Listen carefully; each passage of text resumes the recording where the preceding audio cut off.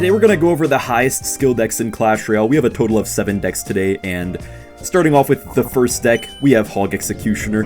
The reason why Hog Executioner is here on the list and not higher up is because it does take a lot of skill in a lot of matchups, and the defense is really tight having the tornado and not some building to kind of bail you out in a lot of matchups, but at the same time it kind of is just pure rocket cycle at times, so that part of it makes it not as high as it otherwise could have been. This guy does go for a fireball on our Valkyrie? Excuse me? Also, I'm pretty sure he's playing Lava Hound right now, so I'm pretty happy that we have the Executioner in this matchup, so that's good. I'll just go for a Hog Rider right here.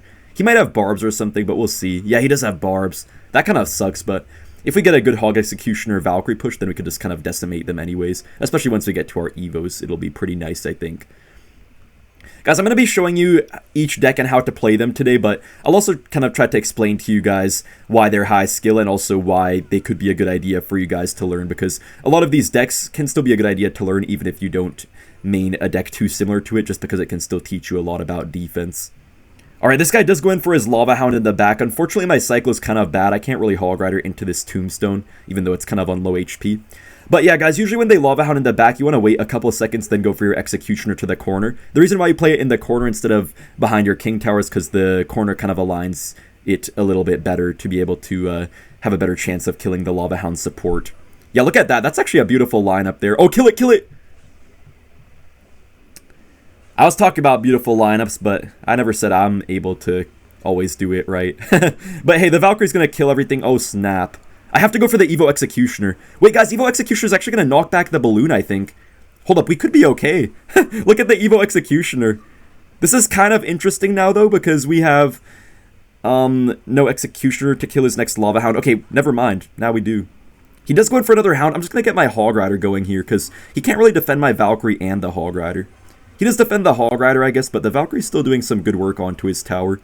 And guys, I feel like why Hog Executioner is such a nice deck to learn is because it takes a lot of kind of knowledge of tempo in a game. Like, it's a really... I don't know exactly how to explain it, but it's like really the type of deck that just requires the perfect knowledge of tempo to be able to play to a perfect level. So that's the main thing about it. And also it kind of teaches you elixir conservation. Elixir conservation, because a lot of people with cycle decks especially tend to just kind of throw their elixir around and always try to over-defend everything, especially among the more casual players in the game. Wow, this guy just missed a Tombstone. But yeah, a lot of people kind of throw their elixir around, but with a deck like this, you really have to use your elixir well, because against stuff like, for example, an RG deck, if you play any of your cards wrong, you just get insta-punished and you pretty much just lose right away. Executioner does get on the tower. This guy's probably going to go for the barbs here, but Evo Valkyrie is going to probably just suck them in. Okay, this guy, yeah, he's done. Now guys, this one is a really interesting deck, which is not really too popular, but we have Minor Balloon with the Princess and everything. It's a really quick cycle deck, and once again, we only have Tornado in this deck, no defensive building, so it does make it higher skill to try to defend against those huge beatdown decks and stuff like that. But if you make the right plays, you can do quite a bit with this type of deck. I think I'll actually go for a Bridge Princess right here, just because I'm pretty sure he has arrows anyway, so if I go for a Princess low, it's not going to get that much extra value either way. That's a lot of Princess damage right there. The only issue is that we have no Log in our deck, so if he tries to spam his stuff here, we're probably going to sort of struggle to defend some of these Logbait cards. I can't believe that's not going for my Knight. What the heck? That Mighty Miner totally should have went for my Knight. Oh no. Oh no. Oh my gosh. The Hog got pushed. Okay, we do get our King up though. Okay. For a second I was kind of scared that I couldn't get my King up off that Hog, guys, because it got pushed so far. But yeah, guys, I feel like the current Minor Balloon decks, I said they were kind of high skill, but if you think about it, it just doesn't really feel like it is that difficult to play, so I think this one is definitely much higher skill than the current Minor Balloon decks. I'm going to get my Evo Bats off up high. This guy unfortunately got his King up, which is not the best for us, but these Evo Bats might get some pretty good value. I'm just going to go for a Balloon here, because I feel like he might have a Firecracker or something, but if he does, it's not going to do that much to a Balloon, so... yeah, this is good. He's just not defending, and he's trying to just take my tower. But I think this Evo Knight's going to stop everything pretty nicely. He does go for the Hog Rider, though, unfortunately. So I'm going to have to just go for this. His Recruit got a charge, too. Okay, but we do defend in the end, and... yeah, I think we're okay. It's going to be hard to save our tower here, though. It could be a 2-tower game. Oh, no, guys, he has the Evo Wall Breakers. No. Oh, no. One of those are going to connect. None of them connect. What the heck? That's rare. Okay, I'm gonna go for my E-Spirit up high in case he goes for a Firecracker. Okay, we can just get our Princess going in the back here, guys.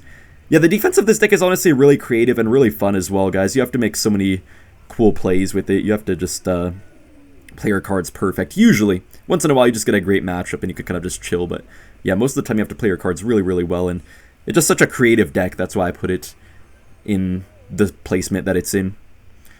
Anyways, I do have my Snowball at the ready. Yeah, I knew he had Firecracker this whole time. I knew it. Oh, snap. This is bad. I think I have to Snowball on defense right here instead of going for a NATO.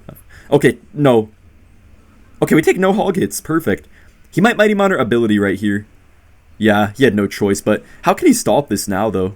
I don't think he can stop this. Oh, wait. No, I think there's no way. And we're going to defend his stuff just fine. Beautiful win. Alright, we're now playing Icebow. I actually do have Icebow on this list, guys, instead of 3.0 Xbow, and the main reason why is because I feel like 3.0 Xbow is not really that punishing compared to Icebow, because Icebow has a lot more of a clunky defense, so in certain matchups, like against some random Mega Knight decks or some Magic Archer decks or something, if you make like one mistake, you play one card wrong, that could potentially cost you the whole game. But with 3.0, I mean, I feel like ever since Evo Archers and stuff like that became a thing, it just really stopped taking as much skill to play. It still takes skill to play, of course, but it's a lot more forgiving, it feels like, and sometimes you just get random Expo locks for no reason that you might not really deserve just because of the evolved archers. Anyways, nice little lock right there. I think this guy may actually have a Mega Knight deck, potentially, because I don't really know what else he would be running here. I'll put my Ice Wizard in the back right here. Guys, I feel like the main thing Icebow teaches you is it kind of teaches you a lot about tempo and like when to go in, you know, when to play your cards aggressively, when to be more passive, because there's a lot you can do with your Teslas and stuff like that. There's a lot of strategy that goes behind Tesla setups and stuff like that. Like this Tesla right here, I'm doing it for a specific reason. The reason why I'm doing it is because I can go for an Expo now, then he's probably going to Mega Knight most likely, but then if he goes for a Mega Knight, I just go for a Knight like this, and then our Tesla's going to actually help out. And a lot of people don't really realize that you can do stuff like that. I mean, it's an obvious play, but like people don't really think about it, is what I'm trying to say. So yeah, when you play Xbow, you kind of start to realize there's a lot of cool little outplays you can do that can really help you win matches. Nice defense overall right there, and we do also have our Evo Tesla right now, which will be pretty nice. Oh no, get this down. Okay, luckily we do stop that. Hopefully NATO's able to stop the wall breakers. Oh snap, is that going to connect? No, that won't. Okay, and we do have our, yeah, we have our Evo Tesla, Evo Knight. We're looking pretty good so far. We do get a couple little bits of Ice Wizard damage. I could just sit up and play pure defense, but I'm just going to go in for an Expo because I feel like not really stalking up like a wimpy, typical Expo player might. Okay, I should not have played that Evo Tesla. I don't know what I'm doing right now. I'm kind of just doing whatever I feel like, if you guys couldn't tell. Like, I could just defensive Expo the whole game and Rocket Cycle, but I'm not that kind of guy, you feel me? Like, I could win. I could have already been in a winning spot, but I just feel like not being wimpy. So, yeah. That's the reason why I'm being a little bit more aggressive with my Expos. Is he going to Mega Knight? Okay, luckily he doesn't Mega Knight. I feel like if he went for the Mega Knight right there, I actually might have been in a lot of trouble. But yeah, luckily he didn't take the opportunity. I could probably go for another Expo here in a second, but I think I'll just kind of wait for a little bit and see more so what he wants to actually do. Okay, he does go in for the Archer Queen. I think this might be time to go for a defensive Expo, guys. But, you know, actually, first I'm going to go for a Tesla, and then maybe I'll defensive Expo if I have to. Okay, that looks like a good rocket. Is that going to hit the Mega Knight, though? I hope it does. I think it should. Yeah, it does hit the Mega Knight and kill the Queen as well. Guys, the no-skill thing about this deck sometimes, though, can definitely be when you just purely rocket cycle your opponent and basically just play, you know, defensive Expos all game and stuff like that. Never really actually get any offensive stuff going on, except rockets. But most of the time, it's not like that in a lot of matchups. But yeah, just be aware of that. Anyways, we have our Evo Tesla with a little bit of HP here, which is kind of nice. You can also always go for cool tornadoes and stuff like that to get a nice Expo lock, so that's another pretty cool thing about this deck sometimes. We could pull away this Archer Queen, just make sure it doesn't get to our Expo right away. Ooh, he's in a little bit of trouble. He does get a Goblin Gang going, but Expo still forces out his Prince. Oh no, wait, the Expo just went on the Archer Queen! Guys, that was totally intentional. You know what's funny is whenever I say it's totally intentional, there's always someone in the comments who's saying like, oh, why did Ian say it's intentional when it's clearly not? Wow, that actually connected right there. Okay, that's surprising. What? Tell me that dies. Okay, wait, this is actually a close game right now, guys. Oh, that's a free rocket right there. No! Oh no, I hope I didn't play my Skellies too late. I accidentally clicked my Knight for a second. Okay, we do counter that. This will be a close game. We do have our Evo Knight, though, which is going to probably do a pretty good job, so I feel like we'll be okay. Oh, no way! He let the Prince go in front right there. That's funny. He messed up the Bandit right there as well, which is pretty nice for us. We can just get an Evo Tesla up high, and I think we're pretty much okay from right here. I can even go in for an aggressive Xbow. I don't know if this is going to actually work out too well, though. Oh, snap. Let me pull this in. Wait, I pulled the Queen to the other side? I did not mean to do that. I didn't mean to pull it that far, but it doesn't even matter. We can just go for a Tesla right here. Get our Skellies up high, get a log off on the wall breakers, and I think we do take the win in the end. Not perfect plays by me, but overall we did what we had to do, and we had really good defense. Okay, we're in the next match, guys, and we're playing Hog Earthquake.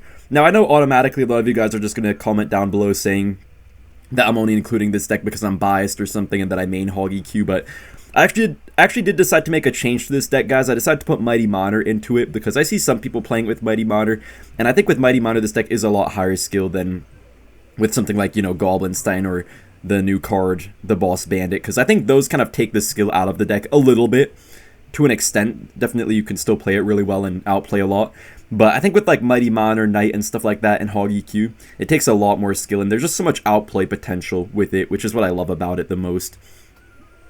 And guys, I think with Hog Earthquake, it just takes a lot more skill than a lot of other decks in the game do that are similar to it. And the reason why is because you have Earthquake in the deck. When you have Earthquake, you can't really deal with like the Fireball bait stuff and things like that, so you just have to outplay a lot usually to be able to still get away with having Earthquake in a deck. I mean, of course you have like Firecracker and stuff, but certain things are just so hard to kill, like Lava Hound Flying Machine. You can't really do much unless you completely outplay them. A little bit of Firecracker chip right there. Now guys, with Hog Earthquake, I feel like what it teaches you the most is just to become a really creative player, because a lot of the time, if you're playing a version like this where you don't have like a boosted Goblinstein or a Boss Bandit or something like that, you can't really break through cycle decks when they have like a cannon that they just end up going for up high every time and then pushing your Hog opposite lane so you can't Earthquake it and their tower at the same time, or, you know, if they have like a Tesla. Anything like that, it just becomes really difficult to break through, so you just have to get really creative by going for really interesting hog pushes, going for your hogs in the back sometimes. There's a lot of interesting plays you can do. Anyways, we're still down in damage right here, guys, but I think we could definitely come back in this matchup because this guy doesn't really have a whole lot of hog counters. He just got some early damage, unfortunately, but I think we'll definitely be able to come back here. I will just go for the log on the Princess right here, simply because I know that I have my 3-card cycle, which will allow me to already get back to their log before he can even have the chance to play his Goblin Barrel.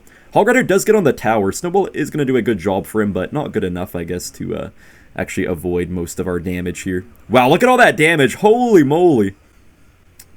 Wow, that Firecracker got another shot. Can't believe that Evo Firecracker got a whole nother shot right there. Oh, this is crazy. But yeah, guys, especially when you face something like Splash Yard or, you know, a minor Magic Archer deck with Goblinstein and stuff, you'll really see how much skill this deck can take. Like, it seems kind of simple in certain matchups, but it can really bring out a lot of skill. Beautiful win right there. Ooh, we're up against Sook Morton, and we're now running some Royal Giant Cycle. I'm putting Royal Giant Cycle here specifically, guys, because I feel like the new RG Monk decks don't really take that much skill. It's just very obvious how to play them, and Monk kind of just takes the skill out of RG a lot of the time, but I think when you have this type of variation, it takes a lot more skill. And also I put Fireball over Lightning because I think the Fireball variation is a lot higher skill than Lightning. When you have Lightning, you could kind of just, I don't know why I can't speak English, but what I was saying, you could kind of just spam your RGs randomly and then just go for the Lightning on the building and just get a free RG connection. But when you have Fireball, you actually have to play smarter. You actually have to make double lane RG pushes. You have to cycle your cards in a better order. You have to think a lot more when you have this variation of RG. I'm going to play the Ghost at the bridge right here because Morton did waste his Boss Bandit, so this could get some pretty nice value for us. Yeah, we forced out a defensive miner. That's probably not what Morton wanted to do right there. A little bit of E-Spirit chaining damage as well. I'm kind of curious to see how the Boss Bandit will do for him in this matchup. It could either be really good or just kind of average. Guys, I will play my Evo RG all the way in the back, and if he goes for a Boss Bandit, of course we do have the Fisherman and stuff. But yeah, it feels kind of weird playing RG without a Monk in it, because Monk is really broken in RG, but I think this variation is actually the better variation for the majority of people who play this game, because when you have the RG version with no Monk, you do so much better against a lot of beatdown decks, which are primarily what you face in most trophy ranges in the game, I feel like. You know, you can face like Hog and stuff like that, but usually it's kind of like more of a heavy Hog deck instead of a super quick Hog cycle deck. And even if it isn't, I feel like this deck still does well against stuff like 2.6 Hog cycle and all of that, so pretty well-rounded deck. You have a lot of good defense, and just really has a counter for pretty much everything in the game. There are certain hard matchups, but you can pretty much always outplay them. Anyways, I'll just get another RG off in the back here, guys. Most of the time when you play an RG deck like this, it's kind of just like a bunch of rinse and repeat RGs in the back until you finally catch them lacking just a little bit. When you get them to just make one big mistake or one even kind of minor mistake, that sometimes is all you need to win a game or win a certain matchup. Anyways, we're going to get a nice double lane push right here, which is pretty good actually. We could just go for a second Fisherman, I suppose. Maybe that's going to do something, not really sure. We do have double RGs, though, which are doing some great work. We have another RG if we want to play it in a second here as well. Yeah, look at all that damage, guys. See, that was some great setup plays by me. Just setting up the perfect RG push when I knew he didn't really have what he needed to counter it properly. I'll get another RG going in the back. We do have our Evo Hunter still in our hand, so if he tries to do something crazy with like a Boss Bandit or something like that, we're just going to completely destroy him. I really do want to use this Evo Hunter soon, but I'm kind of just waiting for the right opportunity because I know Morton's probably going to be a bit slick and stuff and try to not let me do what I want to do here. Okay, he does pop the ability. This Evo Hunter is going to get some value against the Miner. Oh, I should have predicted the Evo Skeletons. No. Ghost is still alive, though. RG's on the tower. Okay, that's some damage right there. Look at that. We take that. Boss Bandit luckily does not charge. Only gets a normal hit on my tower. Oh, Hunter actually got a bit of chip on his tower right there. We could just go for an E-Spirit on these Spear Goblins. And guys, another thing about this deck is that Fisherman is a pretty decently high skill card because I feel like there's so many cool King Tower activations that most people just don't know exist. But if you can get them off, you could pull them off, you can just do so much better with RG compared to the majority of people trying to main it and master it and stuff. Okay, Morton does get some nice skeletons off right there, unfortunately. I'm just going to go ahead and Fireball right here, and that's going to allow our RG to get right on his tower. Oh, no. I don't even know what's happening. I don't know what's happening. Dude, I don't know what's happening. I literally just don't know what's happening right now, guys. The game is moving too quick for me. But hey, in the end, we actually defended that really nicely. Morton just seems to not really stand much of a chance here, but these minor poisons are going to add up a lot in damage, and really quickly as well. We do get a nice Hunter going right there. We could just get this right here. Get a quick Fireball. Oh, the Evo Ice Spirit is going to save him so bad. But he wasted the Evo Skellies on nothing. Shoot, shoot, shoot! We do get one big shot right there. This gameplay just feels so genuine right now. Like, I swear, compared to the normal RG Monk decks, this gameplay just feels so genuine. Like, this just feels like the most genuine RG game. I don't know how else to explain it or how else to word it. It just feels like a normal Clash Royale game. Feels like Clash Royale how it should be played. Wait a minute, we're actually getting kind of close in damage right here, but I think we do take the win in the end against Morton. Yeah, it's really just all about setting up your pushes correctly, and it can take a while to learn how to do that. Another high skill deck that we have here is Pekka Bridge Spam. I'm just going to go for the Pekka in the back first play. I know it's kind of counterintuitive to say this is a high skill deck and then just to proceed with going for a Pekka first play, but trust me guys, I see the best Pekka players in the world often go for Pekka's first play when they know their opponent is a Cycle player especially. And I know this guy's playing Cycle. I know he always plays Cycle decks. Kind of worked out for us. Nice Ghost we got on the drill there, and hopefully we're able to get a nice push going here, I guess. I'm not exactly sure what this guy's running. Like, I know most of his cards in his deck, but I don't really know every single one. He does get a defensive drill going. Bandit actually does dash there. How did he get away with that? Guys, I'm going to go for the Electro Wizard in the back right here. We could be kind of aggressive with our Pekkas, but I feel like since he knows what we have now, he might try to punish me a little bit more. Since he does cycle the Valkyrie, that's a free Pekka. Whenever they go for like a Knight or a Pekka or something in the back, you know, it's pretty much free Pekka when they go for, yeah, Knight Valkyrie or whatever.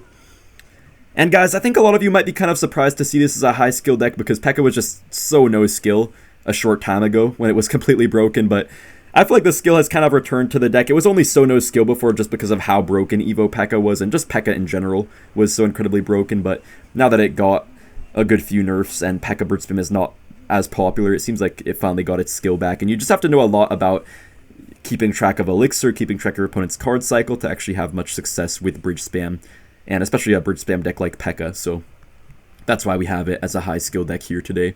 Nate actually does go for a Tesla up high, which is kind of interesting. I'm just going to cycle my Zap on the tower here, and I guess I could just go in for a Pekka. I don't know if he has, like, I don't know, a Rocket or something like that, so we are going to have to be kind of careful of that. Oh, he actually messed up the Bomber and the Drill timing right there. He kind of just let us wreck him. But he still got so much damage there somehow. Oh, this could be bad, guys. This is going to be a very long match, I think. This is going to be a very, very long match. I don't know what I'm supposed to do here, honestly. I just can't get through guards. Guards are genuinely the most annoying card in the game for a deck like this, and unfortunately guards are absolutely everywhere all of a sudden. They weren't too popular a few seasons ago, but I feel like they got a couple small buffs and stuff, and now they're just one of the best cards in the game. Low-key the best card in the game, actually. At least probably the best troop card. Anyways, guys, with Pekka bridge spam, you also sometimes have to get really creative and make some big double lane pushes, so that's what I'm going to try to do here. I don't really have a specific plan. I'm kind of just trying to get a bit of an overwhelm going in one way or another. That's what I'm trying to do in this matchup. But man, our whole Pekka just died on our own side of the map. Luckily, you do force out the extra bomber, so that's a few elixir out of him. We're going to have to get some nice value out of our minions too, because he has no delivery or anything like that, so maybe something could happen with that. We'll see, though. Just gonna go for this right here, get an E-Wiz off as well. Unfortunately, everything is just getting blocked here, and there's not too much I can do, I feel like. Oh, this is so sad. He literally just has like 10 counters to everything I could ever play. Like, every single card in my deck, he has more than one counter to. You can't just have one counter to me, man. He has to have like 10 every time.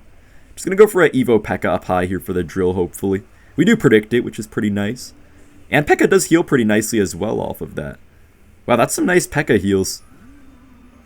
Pretty decent stuff right there. I'll get an E-Wiz up high, and we could just get a poison on his Tesla, I guess. Get a bandit trying to snipe it as well. Okay, that's a nice bandit there. We can also Evo Zap here. Wait, guys, he messed up the drill placement, right? Oh, no, it still goes for it. But he played the Tesla anyways, so it doesn't even matter.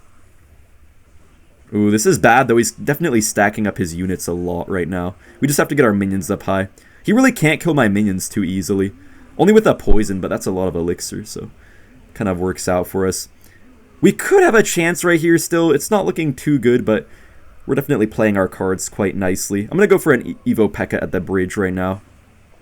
Just get a bomber on all of this. We do hit his bomber right there, actually, with the poison and the Tesla and everything.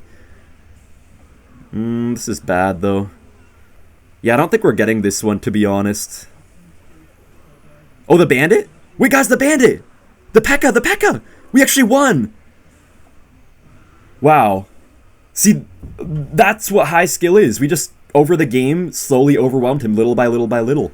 Alright, now we're playing Logbait. I think Logbait can definitely be quite a high skill deck, guys, because there's so much outplays that you can try to do with it. I mean, you can go for tricky barrels, you can just really keep track of your opponent's elixir super well to punish them right at the perfect time. There's a lot of things you have to do with it to be able to really succeed with it to the best of its capabilities, I guess you could say. But the only reason why I don't have it as the highest skill deck or anything like that is because sometimes it's kind of just goofy how you can get so much free damage using just a simple Evo barrel, and you don't really have to do too much more than just abusing that. So yeah. Anyways, our cannon is going to wreck the Ramrodder right here. That was kind of a bad Ramrodder by this guy, so overall a pretty nice defense. I'll go for the inside barrel right here on this side, because I think this guy might have a Barbarian barrel, and if he does, yeah, okay. If they go for the barrel in the center of the tower against your Goblin barrel, you can actually get a hit, but he was able to see that it was kind of on the inside. And also, guys, I think another really important thing that Logbait teaches people is not only to like keep track of elixir and stuff like that and card cycle, you know, you have to keep track of the log, the bar barrel, anything like that that your opponent might have. But yeah, the other really important thing about it is that it kind of teaches you that a good offense sometimes does mean a good defense as well in a lot of matchups, because a lot of the time people will either just like fully defend or fully attack, but you know, Logbait kind of shows you that sometimes you can pressure at the same time with your barrels, then you kind of force out your opponent's spells, and from there you're actually able to defend really easily using stuff like the Goblin Gang. So it does teach you quite a few nice fundamentals in Clash Royale. I will go for my Bridge Princess right here. I'm kind of scared now that we're in double elixir though, because I feel like this guy's going to start to get a bit more of an advantage the later we get in this game. But I think we'll be okay though. I can even rock it right here. Yeah, I think I'm going to rock it. I don't know if that's really worth it. Maybe not, but we kill everything at least. Oh man, we're down multiple elixir right now. He just went for the boss bandit already. Also, I think this guy might have a lightning too, so that's going to make stuff a little bit more challenging as well. But cannon is pretty nice though, just to be able to get a 3 elixir building to play is pretty clutch. You can always play this deck with Inferno Tower, but I think in this particular meta, Cannon's a little bit better. I mean, obviously Inferno Tower is so much better against beatdown decks like Lava Hound, but there's not really a crazy amount of beatdown in the meta in general.